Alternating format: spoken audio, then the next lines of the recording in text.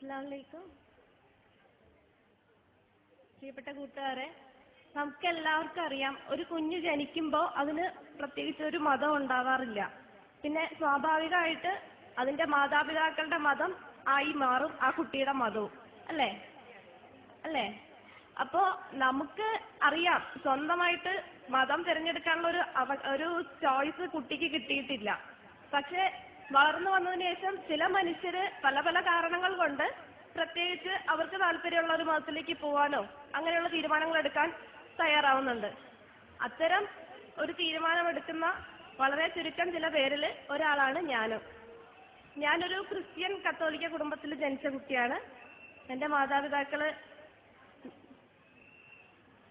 ഞായറാഴ്ച പള്ളിയിൽ പോകണം എന്നതാണ് തിരുസഭയുടെ കൽപ്പനയെങ്കിലും എന്നും പള്ളിയിൽ പോകുന്ന ഒരു ശീലത്തിൽ വളർത്തിക്കൊണ്ടുവന്ന മക്കളാണ് ഞങ്ങള്.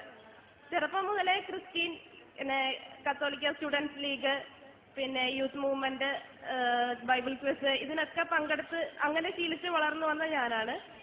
അപ്പോൾ ഞാൻ പഠിച്ചുകൊണ്ടിരിക്കുന്ന സമയത്ത് നമുക്കെല്ലാവർക്കും അറിയായിരിക്കും, ഡാവിൻസി കോഡ് എന്നൊരു ബുക്ക് വളരെയേറെ ചർച്ച ചെയ്യപ്പെട്ടൊരു ബുക്കാണ്, ഡാൻ ബ്രൗണിന്റെ. അപ്പോൾ ആ ബുക്കിൽ ബൈബിളിൽ ഇല്ലാത്തൊരു സുവിശേഷത്തെ പറ്റി പറയുന്നുണ്ടായിരുന്നു.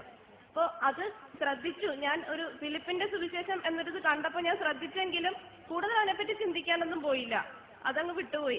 പിന്നെ ജോലിയൊക്കെ ആയി, പിന്നെ കൂട്ടുകാരായിട്ട് ഇങ്ങനെ സംസാരിച്ചിരുന്നപ്പോൾ പല പല വിഷയങ്ങൾ പറഞ്ഞതിനിടയിൽ മതം ഞങ്ങളുടെ ഇടയിൽ വന്നുപോയി. അപ്പോൾ നമുക്കറിയാം, എല്ലാവർക്കും അവരവരുടെ മതം ഏറ്റവും സെൻസിറ്റീവ് ആയിട്ടുള്ള ഒരു സബ്ജക്റ്റാണ് ഈ മതം എന്ന് പറയുന്നത്.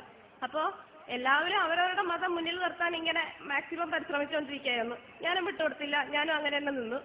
അപ്പോൾ അറിയാമല്ലോ, പറഞ്ഞു വരുമ്പോൾ ഓരോന്ന് പറഞ്ഞ് എൻ്റെ സംസാരത്തിന് ഉത്തരം എൻ്റെ ഒരു ഹിന്ദു സുഹൃത്ത് പറഞ്ഞത് ഇങ്ങനെയാണ്. ഞങ്ങളവിടെ ഹിന്ദുക്കളും ക്രിസ്ത്യൻസും മാത്രമേ ഉണ്ടായിരുന്നുള്ളൂ, മുസ്ലിംസ് ഉണ്ടായിരുന്നില്ല. അപ്പോൾ ആ സുഹൃത്തിനോട് പറഞ്ഞതാണ്, ഞങ്ങളുടെ അമ്പലങ്ങളിൽ വിഗ്രഹങ്ങൾ ഉണ്ടെങ്കിൽ നിങ്ങളുടെ പള്ളിയിലും പുണ്യാളന്മാരുടെയും ഈശോയുടെയും മറിയത്തിന്റെ എല്ലാ രൂപങ്ങളുണ്ട്. ഞങ്ങൾക്ക് കുറെ വേദങ്ങൾ അതും ഇതൊക്കെ ഉണ്ടെങ്കിൽ നിങ്ങൾക്ക് എന്താ എത്ര ബൈബിളാണുള്ളത്? ചിലർക്ക് 73 പുസ്തകമുള്ള ബൈബിള്, ചിലർക്ക് 66 പുസ്തകമുള്ള ബൈബിള്, ഇങ്ങനെയൊക്കെ ഇല്ലേ? അപ്പൊ നിങ്ങൾക്കത് ഞങ്ങളെ പറയാൻ ഒരു അവകാശമില്ല. മുസ്ലിങ്ങൾക്കാണെങ്കിൽ അതിനുള്ള അർഹതയുണ്ട്. അവർക്ക് രൂപങ്ങളില്ല, ഏകദൈവമാണ്. അവർക്കൊരു ഖുറാനുണ്ട്, അതിനൊരു മാറ്റമില്ല, അങ്ങനെ തന്നെ തുടരുന്നുണ്ട്. ആള് ക്രിസ്ത്യാനിറ്റിയെ കുറ്റം പറഞ്ഞതല്ല, വേറൊരു മതത്തിനെ പൊക്കിപ്പറഞ്ഞതാണ് എനിക്ക് വിഷമമായത്. അപ്പോ ഞങ്ങളുടെ ബൈബിളിൽ കുറെ വേർഷൻസ് ഉണ്ടെങ്കിൽ ഇസ്ലാം, ഖുറാൻ അങ്ങനെ ഉണ്ടെന്ന് ഒന്ന് സ്ഥാപിച്ചെടുത്താൽ ഞാൻ ജയിച്ചല്ലോ.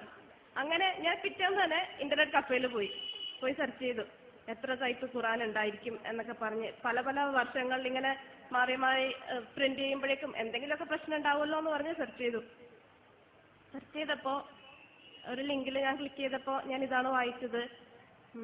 ജർമ്മനിയിലെ ഒരു മുനിച്ച് സർവകലാശാലയിൽ ഖുറാന്റെ കെട്ടാവുന്നതിൽ ഏറ്റവും പുരാതനമായ കോപ്പികൾ മുതൽ ലേറ്റസ്റ്റ് ആയിട്ടുള്ള വരെയുള്ള 42,000 കോപ്പികൾ 50 വർഷം റിസർച്ച് ചെയ്തു.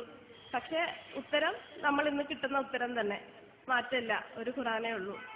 എനിക്കത് അത്ഭുതമായിരുന്നു. ഞാൻ അപ്പം തന്നെ അടുത്ത് ഒരു മലയാളം ഖുറാൻ സെർച്ച് ചെയ്തു, കിട്ടി, ഡൗൺലോഡ് ചെയ്തു, പിറ്റേന്ന് തന്നെ വായിച്ചു തുടങ്ങി. എന്തായാലും ഖുറാൻ ഞാൻ വായിച്ചു തീർത്തു. പക്ഷേ ഇസ്ലാമിലേക്ക് വരണമെന്നല്ല, ഖുറാൻ അത്രയും ഒരു താല്പര്യത്തോടെ അല്ല, ജസ്റ്റ് ഒന്ന് വായിക്കണം എന്ന അറിവിന് വേണ്ടി ഞാൻ വായിച്ചതാണ്. പിന്നെ അങ്ങനെ ചെന്നപ്പോൾ ഈ സാമ്പത്തിക മാന്ദ്യം നിങ്ങളെല്ലാം കേട്ടിട്ടുണ്ടാവില്ലോ. ഞാൻ അതിൻ്റെ ഒരു ഇരയാണ്. സാമ്പത്തിക മാന്ദ്യം വന്നപ്പോൾ എൻ്റെ ജോലിയും പോയി. അപ്പോൾ വീട്ടിലിരുന്ന് ഇനി അടുത്തൊരു ജോലിക്ക് വേണ്ടി വീണ്ടും സെർച്ചിങ്ങും ഒക്കെ ആയിട്ട് ഇങ്ങനെ തുടർന്നപ്പോൾ ഒരു സൈറ്റ് ലോഡ് ചെയ്യാൻ വരുന്ന ആ ടൈമിനിടയിൽ പെട്ടെന്ന് ഈ പണ്ട് വായിച്ച ഡാൻ ബ്രൗണിന്റെ ആ ബൈബിളിലില്ലാത്ത സുവിശേഷത്തിന്റെ കാര്യം ഓർമ്മ വന്നു. പിന്നെ വെറുതെ അതൊന്ന് സെർച്ച് ചെയ്തപ്പോൾ മനസ്സിലായി, ബൈബിളിലില്ലാത്ത ആ ഒരു പുസ്തകം മാത്രമല്ല, 600-ൽ പരം പുസ്തകങ്ങൾ കിട്ടിയിട്ടുള്ളതിൽ ആകെ 73 66 മാത്രമേ ബൈബിളിലുള്ളൂ. അപ്പൊ പിന്നെ ബാക്കിയൊക്കെ എവിടെ പോയി എന്ന് നോക്കാൻ തോന്നി. പിന്നെ അങ്ങനെ നോക്കിയപ്പോൾ വേറെ കുറെ സുവിശേഷങ്ങൾ ഉണ്ടെന്ന് കണ്ടു. അപ്പൊ പിന്നെ അതൊക്കെ എന്തുകൊണ്ടാണ് നമ്മുടെ ബൈബിളിൽ ഇല്ലാത്തതെന്ന് തോന്നി. അപ്പോൾ ആരാണ് ഈ ബൈബിളിൽ ഇത്രയും സാധനങ്ങൾ എടുത്തു വെച്ചതെന്ന് നോക്കാൻ തോന്നി. അങ്ങനെ സംശയങ്ങൾ ഇങ്ങനെ കൂടിക്കൂടി വന്നു. ബൈബിൾ എങ്ങനെ ഉണ്ടായി, എന്നുണ്ടായി, ആരെഴുതി, പലരെഴുതിയതാണെങ്കിൽ എങ്ങനെ ഒരുമിച്ചായി, ആരാണ് ഈ ഒരുമിച്ചാക്കേണ്ട പുസ്തകങ്ങൾ, ഇതൊക്കെയാണ് വേണ്ടത് തെരഞ്ഞെടുത്തത്. അങ്ങനെ 4 സുവിശേഷങ്ങൾ മാത്രമേ ബൈബിളിലുള്ളൂ, ബാക്കിയുള്ളവ എന്ത് സംഭവിച്ചു, എന്തുകൊണ്ട് കത്തോലിക്കർക്ക് 73 പുസ്തകം, മറ്റുള്ളവർക്ക് 66 പുസ്തകം, ഇങ്ങനെ സെർച്ച് ചെയ്ത് അവസാനം എനിക്ക് മനസ്സിലായി ഞാൻ എല്ലാം ഒന്നുകൂടെ ചിന്തിക്കേണ്ടിയിരിക്കുന്നു. ഞാൻ ആരാധിക്കുന്ന ദൈവം ഏതാണ്? എന്തുകൊണ്ടാണ് ഞാൻ ഞായറാഴ്ച പള്ളിയിൽ പോയി ഇത്തരം ഒരു ശുശ്രൂഷയിൽ പങ്കെടുക്കുന്നത്? എന്തിനു ഞാൻ രൂപങ്ങളോട് പ്രാർത്ഥിക്കുന്നു? ദൈവം ത്രിത്വൈകമാണോ? അങ്ങനെ അങ്ങനെ കുറേ സംശയങ്ങളുണ്ടായി. അവസാനം എനിക്ക് മനസ്സിലായി ഇതൊക്കെ മനുഷ്യരുണ്ടാക്കിയ കാര്യങ്ങളാണ്. ഞാൻ ഈ കൊണ്ടു നടക്കുന്ന ആചാരങ്ങളും ആരാധനാ രീതികളും എല്ലാം സഭ ഉണ്ടാക്കിയതാണ്. ഓരോ കൗൺസിൽ കൂടുമ്പോഴും ആദ്യത്തെ കൗൺസിലിൽ യേശുവിന് ദൈവത്വം നൽകി, രണ്ടാമത്തെ കൗൺസിലിൽ പരിശുദ്ധാത്മാവിന് ദൈവത്വം നൽകി, പിന്നെ മറിയം ദൈവത്തിന്റെ മാതാവാണെന്ന് പറഞ്ഞു, പിന്നെ പാപങ്ങൾ പൊറുക്കാൻ സഭയ്ക്ക് അധികാരം ഉണ്ടെന്ന് പറഞ്ഞു. അങ്ങനെ അങ്ങനെ അങ്ങനെ അങ്ങനെ ഇന്ന് ഞാൻ കാണുന്നത് സഭയുടെ ഒരു പഠിപ്പിക്കൽ മാത്രമാണ്. അതിന് ബൈബിളിന്റെ യാതൊരു അടിസ്ഥാനം ഇല്ല. ബൈബിള് തന്നെ ഇപ്പൊ ഉള്ളത് എത്രത്തോളം സത്യമാണെന്നത് സംശയമായി. ഒന്നല്ലാത്തൊരവസ്ഥയിൽ ഞാൻ നിന്നു. അപ്പോൾ ഒന്നുകൂടെ ഖുർആൻ വായിച്ചു നോക്കാമെന്ന് തോന്നി. അപ്പോൾ എനിക്കറിയാം യഹൂദമതം അറിയാം, ഏകദൈവ വിശ്വാസമാണ്. എനിക്കിഷ്ടമുള്ള മതമായിരുന്നു യഹൂദമതം. കാരണം യേശു യഹൂദനായിരുന്നു, അങ്ങനെയാണ് ജീവിച്ചു വന്നത്. അപ്പോൾ യഹൂദമതം എനിക്കിഷ്ടമായിരുന്നു. പക്ഷെ യേശുവിനെ അംഗീകരിക്കാത്ത യഹൂദമതം അത് എത്രത്തോളം കറക്റ്റ് ആണെന്ന് ഡൗട്ട് അടിച്ചു. പിന്നെ ക്രിസ്ത്യാനിറ്റിയിൽ തന്നെ ഉള്ള ഒരു യഹോവ സാക്ഷികളുണ്ട്. അവർക്കും ഏകദൈവമാണ്. യേശു ദൈവമല്ല, പക്ഷെ ദൈവത്തിന്റെ മകനാണ്. ആ കോൺസെപ്റ്റ് എനിക്ക് അത്രയ്ക്ക് അങ്ങ് ബോധിച്ചില്ല. ദൈവത്തിനൊരു മകൻ, അതെങ്ങനെ? അപ്പോഴാണ് വീണ്ടും ഖുർആൻ ഒന്നുകൂടെ വായിച്ചു നോക്കാം. ഇത്തവണ ഞാൻ ഖുർആൻ ശരിക്കും അറിയാൻ വേണ്ടി ദൈവത്തെ അന്വേഷിച്ചുകൊണ്ട് തന്നെ അതിലെന്താ പറയണതെന്ന് ഒരു എന്താ പറയാ, അറിയില്ല പറയാൻ, അങ്ങനെ ഒരു ഫീലിങ്ങോടുകൂടിയാണ് വായിച്ചു തുടങ്ങിയത്. വായിച്ചു തുടങ്ങി അൽഹംദുലില്ലാഹ് എനിക്ക് പറയാൻ അറിയില്ല, എന്താണ് പറയേണ്ടതെന്ന് അറിയില്ല. ഇതാണ് ഗ്രന്ഥം, അതിൽ സംശയമേ ഇല്ല. സൂക്ഷ്മത പാലിക്കുന്നവർക്ക് നേർവഴി കാണിക്കുന്നതത്രേ എന്നുള്ള ആ തുടക്കം തന്നെ അൽഹംദുലില്ലാഹ് എനിക്ക് ഖുർആനില് ഒരുപാട് ഇഷ്ടമായി. എൻ്റെ വീട്ടിലെ ഫ്രെയിമിൽ ഒതുക്കി ഒരു ചില്ലിട്ട് വച്ചിരിക്കുന്ന പടത്തിൽ കണ്ട് ശീലിച്ച ദൈവം, എന്നാൽ നാം നിന്റെ കണ്ട നാടിയേക്കാൾ നിന്നോട് അടുത്തവനാകുന്നു എന്ന് പറയുന്ന ഒരു ദൈവത്തെ പരിചയപ്പെടുത്തിയ ഖുർആൻ എനിക്ക് അത്ഭുതമായി. എൻ്റെ ദൈവത്തിന്റെ രൂപം എങ്ങനെയാണെന്ന് ഒന്ന് ചിന്തിക്കാൻ, ഇങ്ങനെ സകല ഈ പ്രപഞ്ചത്തെ എല്ലാം സൃഷ്ടിച്ച് നിയന്ത്രിച്ച് പരിപാലിക്കുന്ന ആ ദൈവം എങ്ങനെ ഇരിക്കും എന്ന് വെറുതെ ഒന്ന് ഊഹിക്കാമെന്ന് വിചാരിച്ചു നോക്കി. പക്ഷെ എനിക്ക് ചിന്തിച്ച് എങ്ങുമില്ല. ഒന്നും ഊഹിക്കാൻ പറ്റാതെ ഒരു കണ്ണ് നിറച്ച ഒരവസ്ഥ ഉണ്ടാക്കിയ ഖുർആൻ എനിക്കെന്നും എൻ്റെ എല്ലാമാണ്. ഞാനിങ്ങനെ പഠിച്ച് ശീലിച്ച് വന്ന കാര്യങ്ങളെന്ന് വെച്ചാൽ, ആദം, ജനിക്കുന്ന ഓരോ മനുഷ്യനും ആദിഭാവമുണ്ട്, അതിന്റെ കാരണം ആദമാണ് എന്നാണ് ഞങ്ങളുടെ ബൈബിൾ വഴി പഠിച്ചു വരുന്നത്. എന്നാൽ ആദ്യത്തെ ഖലീഫയായി, ആദ്യത്തെ പ്രവാചകനായിട്ട് തന്നെ അല്ലാഹ് ആദത്തിനെ നിശ്ചയിച്ചു. ആ ആദത്തിനെ പറ്റിയാണ് ഞങ്ങൾ ജനിക്കുന്ന എല്ലാ മനുഷ്യന്റെയും ജന്മപാപത്തിന് കാരണം ആദമാണെന്ന് പറഞ്ഞു. നോഹ, കുടിച്ചുന്മത്തനായ നോഹയെ ബൈബിളിൽ കാണിച്ചപ്പോൾ ഏറ്റവും വലിയ പ്രവാചകരിൽ ധാരാളമായി നോഹയെ ഖുർആൻ എനിക്ക് പരിചയപ്പെടുത്തി. പിന്നെ ദാവീദ് രാജാവ്, സുന്ദരിയായ ഒരു സ്ത്രീയെ കല്യാണം കഴിക്കാൻ വേണ്ടി അവരുടെ ഭർത്താവിനെ കൊലപ്പെടുത്തിയ ഒരാളായിട്ടാണ് ദാവീദ് രാജാവിനെ ബൈബിളിൽ കാണിച്ചിരിക്കുന്നത്. രാജാവാണ്, നല്ല കാര്യങ്ങൾ ചെയ്തിട്ടുണ്ട്, പക്ഷെ ഇങ്ങനെയും പറഞ്ഞിട്ടുണ്ട്. എന്നാൽ അതുപോലെ തന്നെ സുലൈമാൻ നബി എന്ന് നമ്മൾ പറയുന്ന സോളമൻ രാജാവ് 500ഓളം വിദേശ വനിതകളെ വിവാഹം കഴിക്കുകയും വിഗ്രഹാരാധന നടത്തുകയും ചെയ്ത ഒരാളായിട്ടാണ് ബൈബിള് സോളമൻ രാജാവിനെ പരിചയപ്പെടുത്തുന്നത്. എന്നാൽ ഏറ്റവും വലിയ പ്രവാചകന്മാരിലെ ശ്രേഷ്ഠരായ പ്രവാചകന്മാരുടെ കൂട്ടത്തിലാണ് ദാവൂദ് നബിയും സുലൈമാൻ നബിയൊക്കെ ഖുർആൻ എനിക്ക് പരിചയപ്പെടുത്തി തന്നത്. മറിയം, ഈശോയുടെ അമ്മയായ മറിയം. ചില ക്രൈസ്തവ വിഭാഗങ്ങള് ദൈവത്തെ ഓർക്കുന്നതിനേക്കാൾ അധികമായിട്ട് മറിയത്തിനെ ഓർക്കും. ചില ക്രൈസ്തവ വിഭാഗങ്ങള് മറിയം മുട്ടത്തോടാണ്. വേറെ ചിലർക്ക് മറിയത്തിന് വേറെ കന്യകയല്ല, വേറെയും മക്കളുണ്ടെന്ന് സ്ഥാപിക്കാൻ നോക്കുന്നു. യഹൂദരാകട്ടെ മറിയം വളരെ മോശമായ ഒരു സ്ത്രീയാണെന്ന് പറയുന്നു. ഇങ്ങനെ എല്ലാവരിലും വെച്ച് നോക്കുമ്പോൾ ഇസ്ലാമിലാകട്ടെ ഖുർആൻ ഞാൻ വായിച്ചപ്പോൾ മറിയത്തിന്റെ പേരിൽ ഒരു സൂറത്ത് തന്നെയുണ്ട്. അതെനിക്ക് അത്ഭുതമായി. ഖുർആനിൽ പേരെടുത്ത് പറഞ്ഞിട്ടുള്ള ഒരേ ഒരു സ്ത്രീയുടെ പേരും മറിയമാണ്. ഞാൻ ഒരുപാട് സ്നേഹിക്കുകയും എപ്പോഴും പടമൊക്കെ എടുത്ത് വെച്ച് നോക്കിക്കൊണ്ടിരിക്കുകയും ചെയ്തൊരാളാണ് മറിയം. അപ്പോൾ ആ മറിയത്തിന് അതിന് മാന്യമായ സ്ഥാനം കൊടുക്കുന്ന ഖുർആൻ എനിക്ക് ഒരുപാട് ഇഷ്ടമായി. ഈശോ നമുക്കറിയാം, ഈ ഒരു കാര്യം ചെയ്താൽ അതിന് പകരം കിട്ടണം എന്നൊക്കെ ചിന്തിക്കുന്നത് ഒരു മാനുഷിക ബുദ്ധിയല്ലേ. ഇത് ചെയ്താൽ ഇത് ഇങ്ങനെ വരണം, ഇങ്ങനെ തരാണെങ്കിൽ ഇങ്ങനെ ചെയ്യാം. പക്ഷെ ഈശോയുടെ കാര്യം ബൈബിളിൽ പറയുന്നത് ജനങ്ങളുടെ പാപത്തിന് പരിഹാര ബലിയായി ഈശോ മരിച്ചു എന്നതാണ്. അപ്പോ ഈ പാപങ്ങൾക്ക് മോചനം നൽകണമെങ്കിൽ ഒരാളും ബലിയായി കിട്ടണം എന്ന് ദൈവം ചിന്തിക്കോ? അങ്ങനെ ദൈവത്തിനൊരു മാനുഷിക ഒരു സ്വഭാവം അടിച്ചേൽപ്പിക്കണ പോലെ എനിക്ക് തോന്നി. അതുപോലെ തന്നെ എന്നാലും ഖുറാനിലാണെങ്കിൽ തൊട്ടിൽ കിടന്നു മുതലേ അത്ഭുതങ്ങൾ പ്രവർത്തിക്കുന്ന യേശുവിനെയാണ് ഖുറാനിൽ ഞാൻ കണ്ടത്.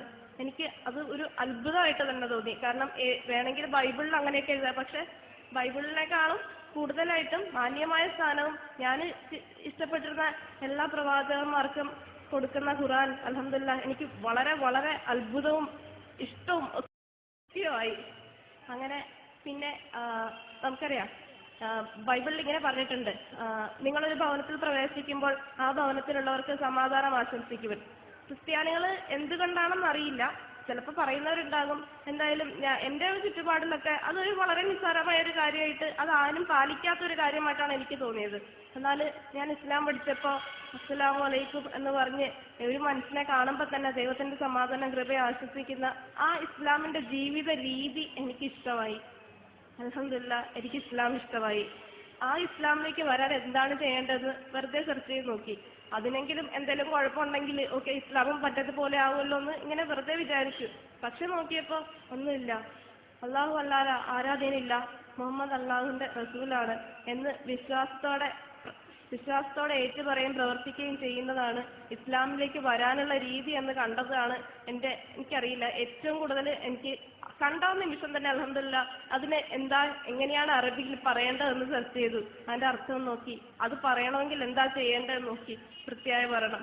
അത് പറഞ്ഞു കഴിഞ്ഞാൽ എന്താണെന്ന് നോക്കി, വലിയ ഉത്തരവാദിത്തമാണെന്ന് എനിക്ക് മനസ്സിലായി.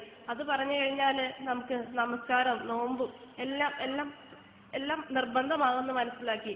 അപ്പൊ തന്നെ ഒരു ബിഗിനേഴ്സിന് വേണ്ടിയുള്ള നമസ്കാരം, അതായത് ഈ നമ്മുടെ നമസ്കാരത്തിലെ എല്ലാ ഇതും ഇല്ലാത്ത ചെറിയൊരു ഷോർട്ട് ഫോമിലുള്ള ഒരു നമസ്കാരം എനിക്ക് നെറ്റിൽ നിന്ന് കിട്ടി. ഞാൻ അപ്പം തന്നെ അത് പഠിച്ചു. അത് പഠിച്ചതിന് ശേഷം ഞാൻ അൽഹംദുലില്ലാഹ് ഞാൻ ഷഹദ ചൊല്ലി. ആരുമില്ല, അപ്പോൾ 2 സാക്ഷികൾ വേണമെന്ന് കണ്ടു. പക്ഷെ എനിക്ക് വീട്ടിൽ സാക്ഷികൾ ആരുമില്ല. അച്ഛനോടും അമ്മയോടും പോയി സാക്ഷ്യം നിൽക്കാൻ പറഞ്ഞാൽ അവർ മുസ്ലിങ്ങളല്ലല്ലോ, അപ്പൊ അത് കഴിയില്ല. അപ്പോൾ ആരുമില്ല, ദൈവം തന്നെ സാക്ഷി എന്ന് പറഞ്ഞ് ഞാൻ ഷഹദ ചൊല്ലി. തനിയാണ് ചൊല്ലിയത്. അൽഹംദുലില്ലാഹ് ഞാൻ മുസ്ലിമായി നിങ്ങളുടെ മുമ്പിലുണ്ട്. കൂട്ടുകാരെ, നമുക്കറിയാം എല്ലാവർക്കും ഇന്റർനെറ്റിനെയും മൊബൈൽ ഫോണിനെയൊക്കെ പറയാൻ കുറ്റങ്ങളുണ്ട്. ശരിയാണ്, അത് ഒരുപാട് തിന്മകൾ പ്രചരിപ്പിക്കപ്പെടുന്നു. പക്ഷെ നമുക്കറിയാം നമ്മുടെ ടെക്നോളജി സിസ്റ്റം തന്നെ നല്ലതിന് നമുക്ക് ഉപയോഗിക്കാം. നമ്മളുടെ അറിവ് നമുക്ക് നല്ലതിന് വേണ്ടി ഉപയോഗിക്കാം. ആ നല്ലതിന് വേണ്ടി നമ്മുടെ സമാധാനം, നമ്മുടെ ഇസ്ലാം ആകുന്ന സമാധാനം പ്രചരിപ്പിക്കാൻ നമ്മുടെ ടെക്നോളജീസ് നമുക്ക് യൂസ് ചെയ്യാം. നിങ്ങൾ നോക്കൂ, എനിക്കാണെങ്കിൽ ഇപ്പൊ ഇസ്ലാമിനെ പറ്റി പറഞ്ഞു തരാൻ ഇതാണ് അല്ലാഹ്, അല്ലെങ്കിൽ ഇതാണ് ഖുർആൻ, ഇങ്ങനെ വായിക്കൂ, ഇങ്ങനെയാണ് ഇത് പ്രൊനൗൺസ് ചെയ്യേണ്ടത് എന്ന് പറഞ്ഞു തരാൻ പോലും ആരും ഉണ്ടായിരുന്നില്ല. എല്ലാം ഇന്റർനെറ്റ് മാത്രമായിരുന്നു. എന്നെ സംബന്ധിച്ചിടത്തോളം ഇന്റർനെറ്റാണ് ഇവിടെയുള്ള ഏറ്റവും വലിയ അനുഗ്രഹം എനിക്ക്. കാരണം ഇന്റർനെറ്റാണ് എന്നെ ഇസ്ലാമിലേക്ക് എത്തിച്ചത്. അതുപോലെ നമുക്ക് എല്ലാ ടെക്നോളജീസും, മൊബൈൽ ടെക്നോളജി ആയാലും നമുക്ക് നന്മയ്ക്ക് വേണ്ടി ഉപയോഗിക്കുകയാണെങ്കിൽ അത് ഒരുപാട് അനുഗ്രഹം കിട്ടുന്ന കാര്യമാണ്.